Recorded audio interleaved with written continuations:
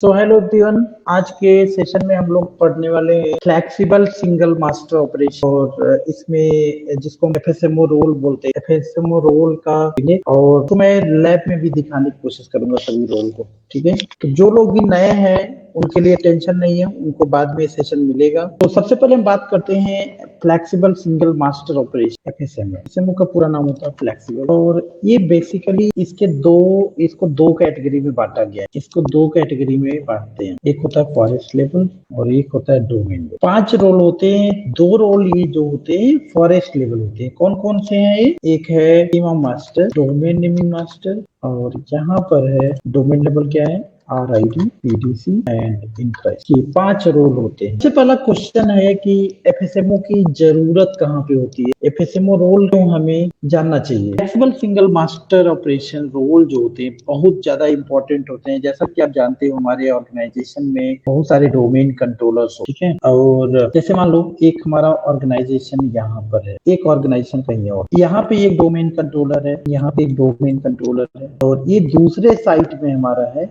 एक ऑर्गेनाइजेशन। अब होता क्या है, यहाँ पे जो भी यूजर इस डीसी में, डोमेन कंट्रोलर में जो भी यूजर हम क्रिएट करते हैं वो ऑटोमेटिक रेप्लिकेट हो जाता है। इंट्रा रेप्लिकेशन होता है, यहाँ पे रेप्लिकेट हो जाता है, ये रेप्लिकेट हो जाता है यहाँ, और आपस में रेप्लिकेशन होता है। सेम लाइक इस साइट के इस ऑर्गेनाइजेशन में अलग अलग डोमेन कंट्रोलर है, यहाँ का रेप्लिकेशन यहाँ, यहाँ का यहाँ, और यहाँ का यहाँ, ऐसे रेप्लिकेट होता है। अब ये कनेक्टेड है, मान लो ये दोनों ऑर्गेनाइजेशन एक ही है, एक कनेक्टेड है साइट टू साइट, या जैसे भी इंटरनेट के द्वारा एक कनेक्शन है इसका, ठीक है। अब होता क्या है, एक केस में तो ये हो गया, चलो ठीक है, यहाँ पे जो हमने यूजर्स बनाया, जो ग्रुप बनाया, जो कंप्यूटर ऐड किया, वो ऑटोमेटिक रेप्लिकेट हो गया यहाँ और यहाँ, ये आपस में रेप्लिकेट। अब कभी कभी क्या होता है, और ये ऑर्गेनाइजेशन में सेम लाइक ऐसे, अब यहाँ पर मान लो हमने कोई इस सर्वर में कोई यूजर क्रिएट किया, और सेम टाइम इस लोकेशन के इस सर्वर में भी कोई ट्राई कर रहा सेम यूजर,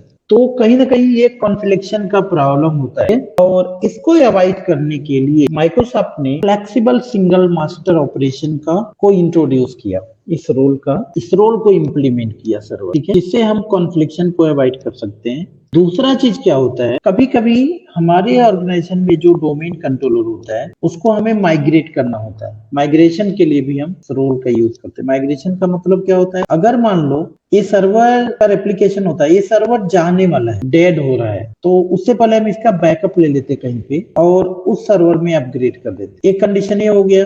दूसरा कंडीशन हो गया, ये सर्वर हमारा 2012 है जो कि अब यूज नहीं हो रहा है, अभी आज के डेट में 2016, 2019 या 22 इस पे हम काम कर रहे हैं। तो आपको ये क्या करना, 2012 से 2016 को माइग्रेट करना है, इसको माइग्रेशन बोलते हैं। जब हम माइग्रेट कर रहे होंगे उस समय भी हमें flexible single master operation use करना पड़ेगा।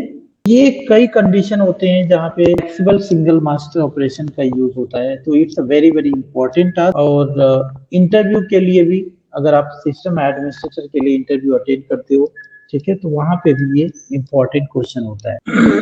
तो जैसा कि मैंने बताया कि यहाँ पे दो तरह के 5 रोल हैं। 5 रोल को 2 कैटेगरी में बांटा गया, एक तो फॉरेस्ट लेवल और एक डोमेन लेवल। फॉरेस्ट लेवल में 2 रोल होते हैं, schema master and domain name master. And domain level में 3 रोल होते हैं, RID, PDC एंड इंफ्रास्ट्रक्चर। हम जानने की कोशिश करेंगे एक एक रोल को कि इनके मायने क्या है डोमेन कंट्रोलर में, ठीक है। तो सबसे पहले हम स्टार्ट करते हैं स्कीमा मास्टर को। स्कीमा मास्टर का एक्चुअली रोल क्या है, काम क्या है, ठीक है। तो यहाँ पे इसको मैं मिटा देता हूँ। स्कीमा मास्टर ये क्या करता है, ये हमारे डोमेन कंट्रोलर के अंदर एक आर्किटेक्चर का काम करता है, आर्किटेक्ट काम करता है। आर्किटेक्ट बोले तो जितने भी हमारे कंप्यूटर के अंदर ऑब्जेक्ट हैं, जितने क्लासेस हैं, यूजर्स, ग्रुप, कंप्यूटर, उनकी ये रिस्पॉन्सिबिलिटी लेता है। यूजर क्रिएट करना है, यूजर डिलीट करना है, ठीक है, ग्रुप क्रिएट करना है, मतलब user, group, computer, object related सारी रिस्पॉन्सिबिलिटी किसकी है, स्कीमा मास्टर की होती है। इसको 2 कैटेगरी में बांटते हैं, एक होता है क्लासेस, और एक होता है एट्रीब्यूट। अगर हम क्लासेस की बात करें तो क्लासेस क्या होता है,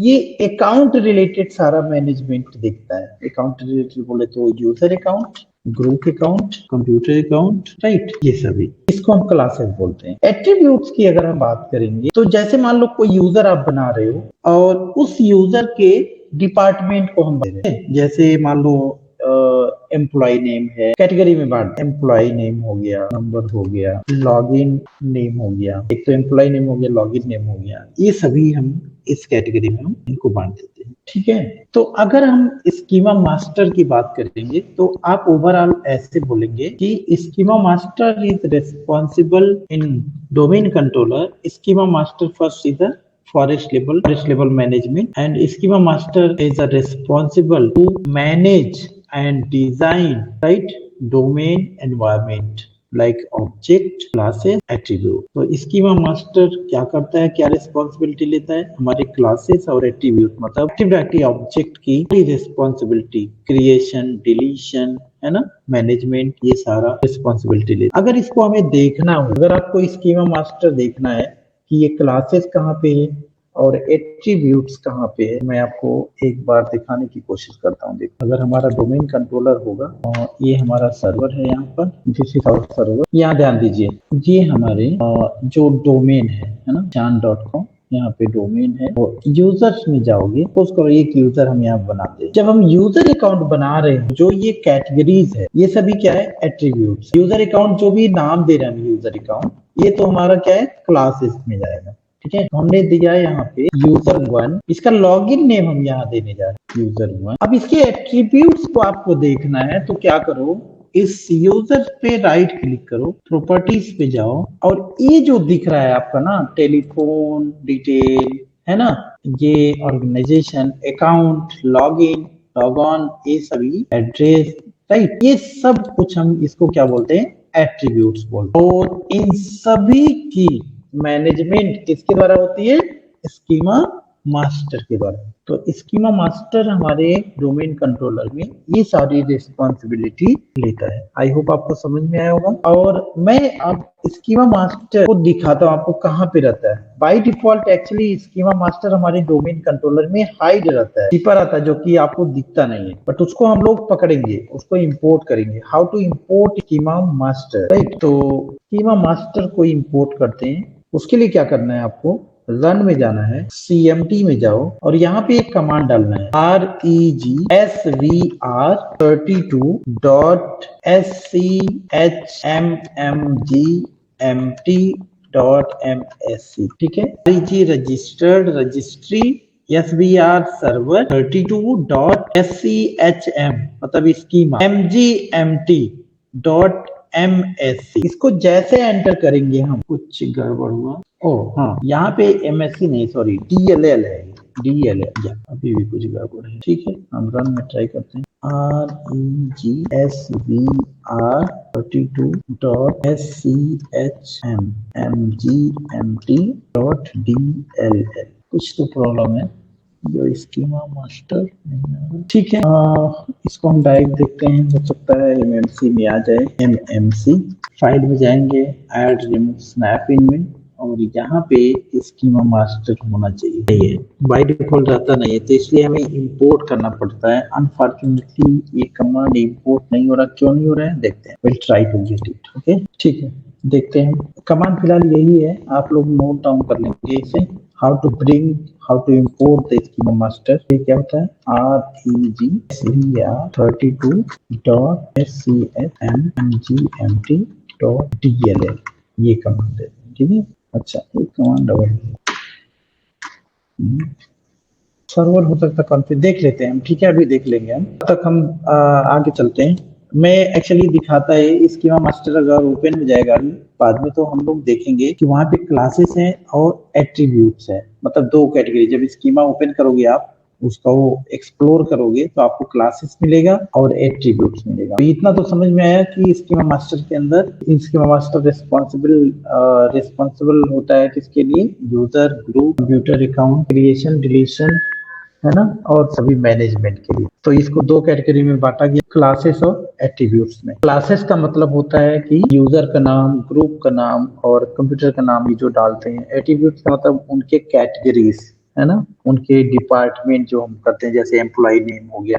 अगर किसी यूजर को हम बना रहे होंगे तो उस समय हमें पूरा उनका प्रोफाइल देना होता है, प्रोफाइल डिटेल देना होता है, तो वो सारा हमारा क्या होता है, एट्रीब्यूट्स होता है। ठीक है, और इन सभी की डिजाइन और मैनेजमेंट कौन करता है, स्कीमा मास्टर। ठीक है, तो आगे हम चलते हैं और दूसरा हमारा है फॉरेस्ट लेवल डोमेन, जो हमारा है क्या, फॉरेस्ट लेवल एफएसएमओ रोल क्या है, domain naming master. Domain naming master के बारे में बात करते हैं। डोमेन नेमिंग मास्टर जो होता है ये रिस्पॉन्सिबल होता है प्रमोट करना, प्रमोशन के लिए डोमेन कंट्रोलर को प्रमोट करना, डिमोट करना, राइट, और कोई एडिशन है उसको प्रिवेंट करना, है ना, कोई डोमेन हम ऐड कर रहे हैं तो उसको प्रिवेंट करना, राइट।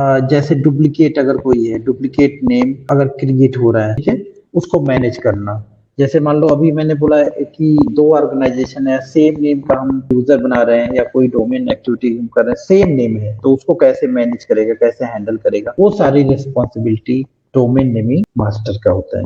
तो इसीलिए ये दोनों को हम क्या बोलते हैं, फॉरेस्ट लेवल ये काम करते हैं दोनों। हमारे ऑर्गेनाइजेशन में 10 डोमेन कंट्रोलर है, तो केवल ये एक फॉरेस्ट डोमेन कंट्रोलर जो रहेगा, रूट डीसी जिसे बोलते हैं, उसी के पास ये दोनों रोल रहेंगे। बाकी सभी डोमेन कंट्रोलर के पास केवल 3 रोल रहेंगे। कौन कौन, RID, PDC and infrastructure master. इन रोल को हम ट्रांसफर भी करके आपको दिखाएंगे, क्लास में हम आपको ट्रांसफर करके भी दिखाएंगे। ठीक है, तो अभी फिलहाल हम आगे देख लेते हैं कि domain naming role, domain naming master का रोल क्या है, इसका काम क्या है ऑर्गेनाइजेशन में। रिस्पॉन्सिबल होता है डोमेन को प्रमोट करना, एक्टिव डायरेक्टरी जब आप इंस्टॉल करते हो तो उसको प्रमोट करना होता है, तो इसको प्रमोट करना, डीमोट करना, मतलब जब आप अनइंस्टॉल कर रहे होंगे, राइट, तो डीमोट करना, प्रमोट करना, और भी क्या, कोई डोमेन ऐड कर रहे हो आप, राइट, और सेम डोमेन नेम आप क्रिएट कर रहे हो, तो उसको कैसे मैनेज करेगा, ये दो अलग अलग फॉरेस्ट में, राइट। ये सभी रिस्पॉन्सिबिलिटी किसकी होती है, डोमेन नेमिंग मास्टर की होती है। ओके, अब हम बात करते हैं अपने नेक्स्ट रोल की, जिसे हम क्या बोलते हैं, आरआईडी मास्टर। आरआईडी का पूरा नाम होता है relative identity, relative ID, right, relative ID master. तो रिलेटिव आईडी, आईडी मतलब आइडेंटिफिकेशन, राइट। ये क्या होता है, RID is responsible to assign unique identification to the object, which is called SI, security identifier. ये रिस्पॉन्सिबल होता है हर एक यूजर, जैसे आपने कोई यूजर क्रिएट किया, यूनिक उसके लिए एक आईडी जनरेट करेगा, ठीक है। तो RID master, relative ID master is responsible to assign unique identification to the object, right. किसी भी ऑब्जेक्ट को, चाहे यूजर हो चाहे ग्रुप हो, उसका एक यूनिक आईडी क्रिएट करेगा, और उस यूनिक आईडी को हम क्या बोलते हैं, एक यूनिक आईडी क्रिएट करता है, और उस यूनिक आईडी को हम बोलते हैं एसआईडी। एसआईडी बोले तो सिक्योरिटी आइडेंटिफिकेशन, सिक्योरिटी आइडेंटिटी। तो जैसे आप कोई यूजर बनाते हो, और वो क्या होता है, जैसे यूजर बनाते हो उसका एसआईडी बन जाता है, एसआईडी क्रिएट हो जाता है, ठीक है, ऐसा कुछ एसआईडी बन जाएगा, कुछ भी। अब क्वेश्चन ये आता है कि क्या जो एसआईडी हमने बनाया है और उसके तुरंत बाद कोई दूसरा यूजर हम बनाए, मतलब इस यूजर को हमने ब्लॉक कर दिया, डिसेबल कर दिया, या तो फिर हमने कोई नया यूजर क्रिएट किया, तो क्या यही एसआईडी, ये एसआईडी दोबारा ले सकता क्या? अगर हम इस यूजर को डिलीट कर दिए तो क्या दोबारा ये एसआईडी लेगा? नहीं लेगा।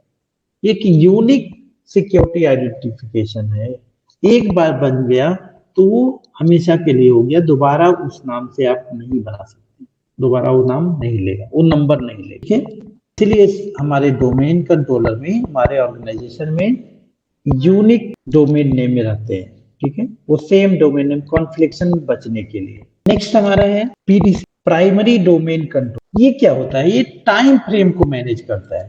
अगर मान लो आपने कोई भी एग्जाम्पल के लिए, आपके पास एक सर्वर यहाँ पर है और दूसरा सर्वर कहीं और पे है, कोई भी रेप्लिकेशन या कोई भी टास्क आप कर रहे हैं, माइग्रेशन चाहे कुछ भी, टाइम फ्रेम का बड़ा रोल होता है। टाइम, यहाँ पे टाइम जो है वही टाइम यहाँ पे होना है, टाइम में अगर फर्क है तो वो हो नहीं पाए, ठीक है। तो इसको ये कौन देखभाल करता है, पीडीसी, प्राइमरी डोमेन, ये टाइम फ्रेम को। और लास्ट हमारा क्या है, इंफ्रास्ट्रक्चर। इंफ्रास्ट्रक्चर से ही, नाम से ही आपको समझ में आएगा इंफ्रास्ट्रक्चर का काम किया। हमारे पूरे एनवायरनमेंट में डोमेन एनवायरनमेंट में कितने डोमेन कंट्रोलर है, कहाँ से रेप्लिकेशन होता है, कितने एडिशनल डोमेन कंट्रोलर है, चाइल्ड डोमेन कंट्रोलर है, ग्लोबल कैटलॉग है, स्कीमा मास्टर है, ये सारा जो रिस्पॉन्सिबिलिटी होता है मैनेज करने के लिए,